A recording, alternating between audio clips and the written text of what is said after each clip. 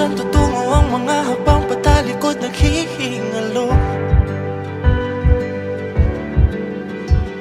Ang lapis na ginamit sa kwento nating naudlot.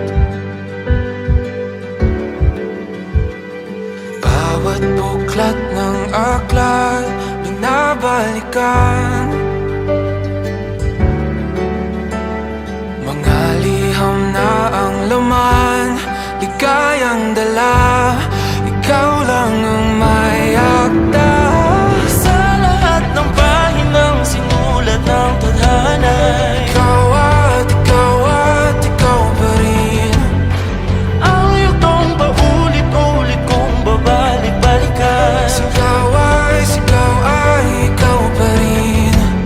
Patuloy kong panghawakan ang iyong mga salitang hindi na nakikita sa tingin ng iyong mga mata. Ngunit kung sarado na ang puso sa nadarama, pwede bang isipin mo kung bakit tayo nagsimula? Ating katotohanay naging isang nobelang winakasan ng pagtutudang di na nalabanan.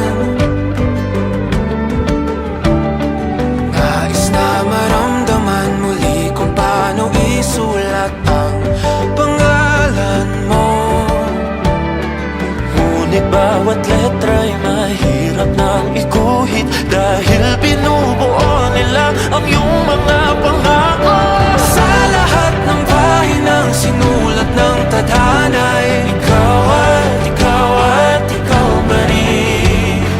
ang yugtong paulit-ulit kong mabalik-balikan. Sigaw ay ikaw pa rin. Simula sa wakas na di matuklasan, babalik kung saan di na natagpuan ng mga matang nakatanaw sa umpisa ng yugtong di na sana naisulat pa. Simula sa wakas na di matuklasan, babalik kung saan di na natagpuan ang mga matang nakatanaw sa umpisa ng yugtong di na sana naisulat pa.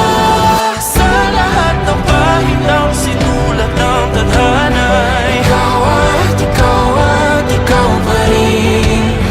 Ang yugtong paulit-ulit kong babalik-balikan. Sigaw ay ikaw pa rin. Patuloy kong panghahawakan ang iyong mga salita, di na nakikita sa tingin ng iyong mga mata. Ngunit kung sarado na ang puso sa nadarama, pwede bang isipin mo kung bakit tayo nagsimula?